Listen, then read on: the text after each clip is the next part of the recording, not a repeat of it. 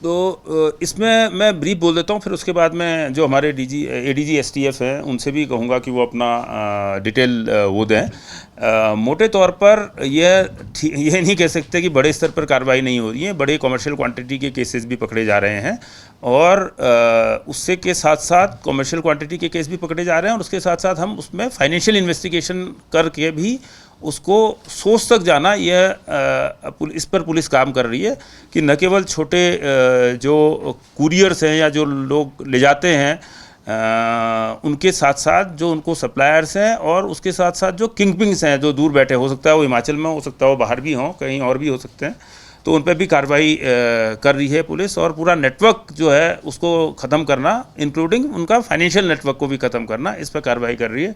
वो उसमें क्या होता है कि अलग अलग लेवल पर अलग अलग ACR के फॉर्मेट्स हैं, ऑल इंडिया सर्विसेज ऑफिसर्स के अलग हैं, स्टेट के अलग हैं, तो उसमें उस हिसाब से जिस तरह की ACR के फॉर्मेट हैं उस हिसाब से उसमें वो चीज़ डाली जा रही है। दो चीज़ें की जा रही हैं, एक जो भी भर्ती होगी सरकार में, जो भी एम्प्लॉयमेंट दिया जाएगा उसमें एंटी चिट्टा टेस्ट एक कंपलसरी किया जा रहा है। उसके लिए टेक्निकल पैरामीटर्स जो हमारा स्वास्थ्य विभाग है वो उस पर काम कर रहा है और उसको बना रहे हैं और जैसे ही टेक्निकल पैरामीटर्स बन जाते हैं उसको हम नोटिफाई कर देंगे। तो एक ये चल रहा है और दूसरा ये भी निर्णय लिया गया है कि चिट्टा और जो भी सरकार की कुछ मेन प्रायोरिटी हैं उनमें सभी DCs और बाकी अधिकारियों को भी उस पर एवेल्युएट किया जाएगा और उस एवेल्युएशन के हिसाब से उनकी परफॉर्मेंस को भी उस हिसाब से जज किया जाएगा, उस पर उनकी परफॉर्मेंस को उस तरह से नंबर दिए जाएंगे। ये दोनों जनरल ये कह सकता हूँ कि सभी जो भी इनपुट मिलेंगे और मिलते हैं उन पर कार्रवाई की जाएगी, इतना मैं एश्योर कर सकता हूँ। Thank you. पहली चीज़, ये एक नेशनल सिक्योरिटी और नेशनल इंटरनेशनल लेवल का मुद्दा है।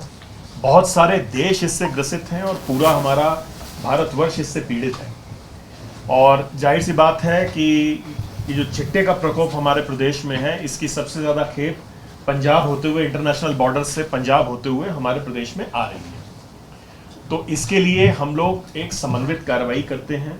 हम लोग NCB, सेंट्रल गवर्नमेंट की अदर एजेंसीज जैसे IB, FIU, NATGRID, इन सब के टच में हैं और कुछ चीज़ें मैं यहाँ पे नहीं बोल सकता, लेकिन उनके साथ मिलकर एक समेकित कार्रवाई हम लोग कर रहे हैं, पहली चीज़। दूसरा, जो बॉर्डर वाले हमारे स्टेट्स हैं इनसे समय समय पे कोऑर्डिनेशन मीटिंग, बॉर्डर मीटिंग हमारे SPs करते रहते हैं। हायर लेवल की मीटिंग, ADG DG लेवल की मीटिंग्स भी होती हैं, रीजनल लेवल पे मीटिंग होती हैं और एक इंटर स्टेट डग सेक्रेटेरिएट भी बना हुआ है जो कि कुछ जो नॉर्दर्न इंडिया की स्टेट्स हैं उनकी आपस की कार्रवाई को कोऑर्डिनेट करने के लिए है। वहाँ से भी सूचनाओं का आदान प्रदान होता है। तो सभी स्तरों पे काम चल रहा है, पहली चीज़। दूसरा, जैसा सर ने बताया कि छोटे पेडलर्स को पकड़ना, देखिए प्राथमिकता उनको भी पकड़ना है, साथ ही साथ बड़े जो किंग पिन्स हैं, मगरमच्छ हैं, उन पे भी कार्रवाई करनी है। हमारे लिए सभी स्तरों पे काम करना ज़रूरी है। तो कुछ चीज़ें मैं आपको बताना चाहूँगा कि मैं NCB में रहा हूँ, वहाँ के अनुभव के आधार पर कह सकता हूँ कि बड़े किंग पिन्स पे कार्रवाई करने के क्या पैरामीटर्स होते हैं।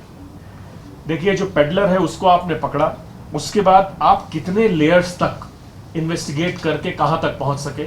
मैं कुछ उदाहरण दूंगा। यहाँ SP शिमला बैठे हैं, इन्होंने पीछे एक केस में पूरे गिरोह का भंडाफोड़ किया। कांगड़ा में अभी एक केस पकड़ा गया, उसमें उन्होंने 5 लेयर्स तक उन्होंने कार्रवाई की। कुछ पेडलर्स पकड़े जो लोकल थे और उसके पीछे जाके उन्होंने जालंधर से नेक्स्ट लेवल तक गिरफ्तार किया और उससे भी पीछे जाके अमृतसर से जो किंगपिन था उसको गिरफ्तार किया। और नीचे के लेवल पे जो डिस्ट्रीब्यूशन का नेटवर्क था, सर उन्होंने 185 जो यूजर्स थे उनको आइडेंटिफाई किया जो उस ग्रुप से चिट्टा ले रहे थे। हम किंगपिन से लेके यूजर्स तक जाने की कोशिश कर रहे हैं, लेकिन चूंकि तकनीकी ज्ञान आजकल इन पेडलर्स को भी है और किंगपिन्स को भी है, ये लोग लेटेस्ट टेक्नोलॉजी यूज़ कर रहे हैं और हर तरह के छल प्रपंच को यूज़ करते हैं जिससे हम उन तक ना पहुंच पाए। पर ये कार्रवाई तो नियमित है, होती रहती है। 2 पैरामीटर्स जो सर ने बोले कि पूरे नेटवर्क को पकड़ना और उनके खिलाफ उनकी रीढ़ तोड़ने के लिए फाइनेंशियल इन्वेस्टिगेशन करना।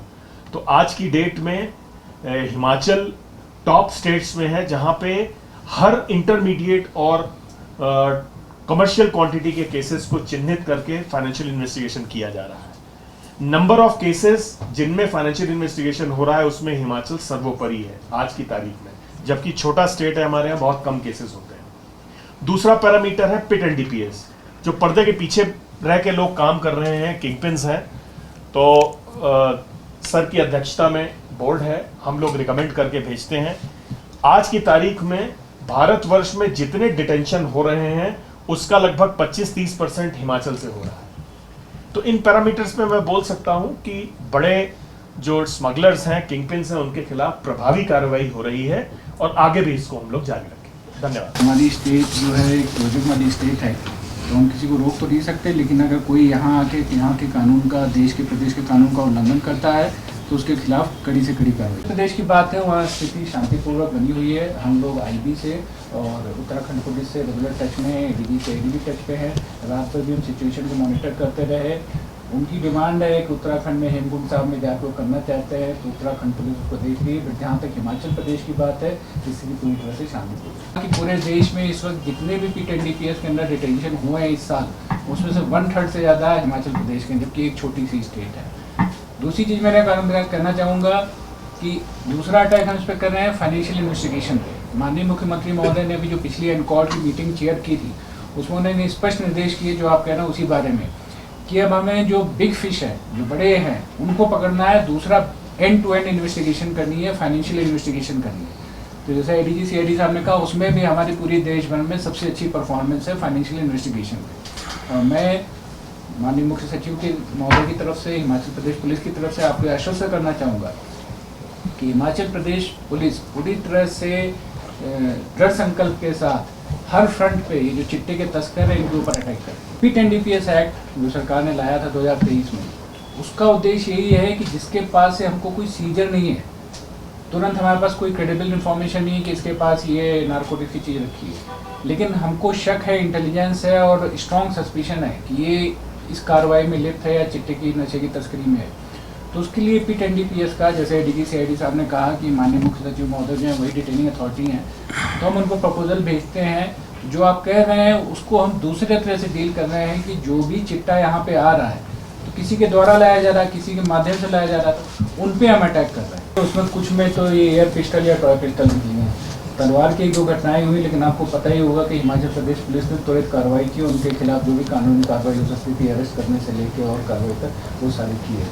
अब जैसे मैंने पहले भी कहा, टूरिस्ट स्टेट है, अलग अलग तरह के लोग यहाँ पे स्टेट में आते हैं। अगर कोई कानून का या हिमाचल प्रदेश के नियमों का उल्लंघन करता है, तो हिमाचल प्रदेश पुलिस पूरी तरह से सख्ती से कार्रवाई करेगी। हम लोग